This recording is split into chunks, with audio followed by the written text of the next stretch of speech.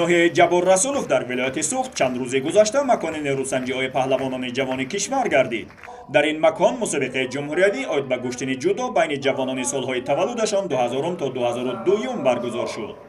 9 даста аз саросари кишвар аз ҷумла дастои душанбе 1 ва душанбе 2, хатлон 1 ва хатлон 2, суғд 1 ва суғд 2, вилояти мухтори кӯҳистони бадахшон, шаҳру ноҳияҳои тобеи марказ ва ноҳияи рашт барои унвони қаҳрамони тоҷикистон миёни ҷавонони таваллудашон 2000 то 2002 талош карданд.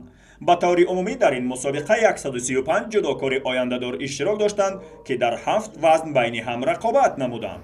ҳамин тавр дар финали вазни 60 кг шаҳбоз саид аброров ва миллибойзода фироз аз шаҳри душанбе нерӯ санҷида, шаҳбоз соҳиби медали тилло шуд. дар зинаи сеюми ифтихорӣ бошад варзишгарони ноҳияи тобеи марказ сарвар абдушукуров ва аҳмад аюбов қарор гирифтанд.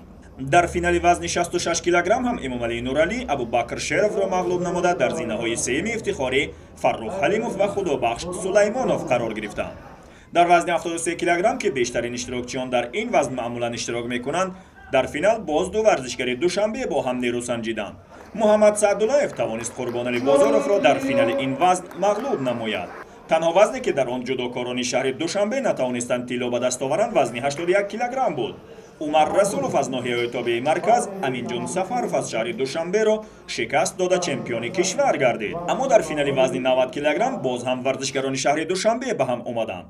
раҳматулло мирзоев тавонист фаридун холиқовро мағлуб намуда соҳиби медали тилло гардад. рақобатҳои шадид ва пурбаҳс дар вазни 100 кг сурат гирифтанд, ки аз ҷумла нерӯсанҷии мансур раҳмон ва абубакри акобир дар даври нимниҳои пуршиддат ва баҳс барангез шуд, аммо дар ниҳоят ғолибият насиби абубакр гардид ва дар финали ин вазн ба осонӣ ӯ фарзин ҳусайнов аз вилояти суғдро шикаст дода чемпиони тоҷикистон шуд.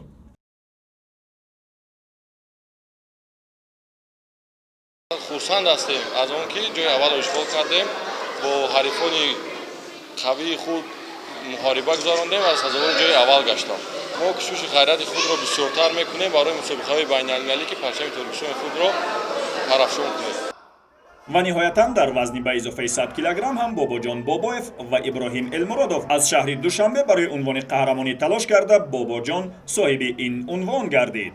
ҳамин тавр чемпионати ҷумҳуриявӣ оид ба ҷудо миёни ҷавонони таваллудашон 2000 то 2002 ба анҷом расида. ҷудокорони шаҳри душанбе аз 7 медали тиллои ин мусобиқа 6 тояшро ба худ ихтисос дода, дар маҷмӯъ бо 19 медали мусобиқаи ҷумҳуриявӣ ба душанбе баргаштанд.